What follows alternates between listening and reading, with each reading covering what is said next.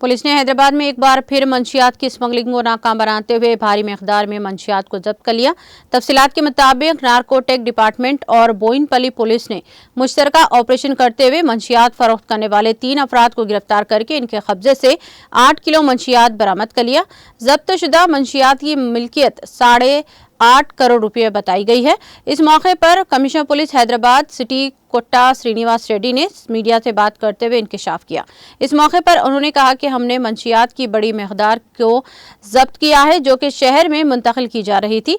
ये दवाएं मुख्तलिफ शक्लों जैसे कि इंजेक्शन और माइन की शक्ल में ली जा रही हैं। उन्होंने बताया कि लड़कियों को ये दवा ठंडे मशरूबात में मिलाकर पिलाई जाती है। कमिश्नर पुलिस ने खबरदार किया कि मंशियात इस्तेमाल करने वालों के खिलाफ भी मुकदमा दर्ज किए जाएंगे। उन्होंने कहा कि अब से मंशियात इस्तेमाल करने वालों को भी सजा दी जाएगी।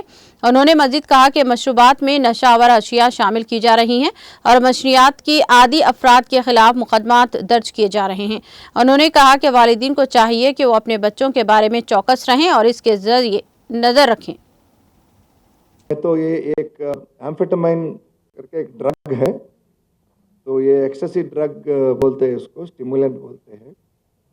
तो 8.5 केजीज का हमने कल जो ऑपरेशन किए बोयिनपल्ली पुलिस और HNU का इंटेलिजेंस में, तो ये सीज किए, एक बोलेरो भी सीज किए, 3 आदमी इसमें पकड़ा गए हैं। इसमें मेन है कुंचाला नागराजू, उसका एसोसिएट्स है विनोद कुमार गौड और श्रीशैलम।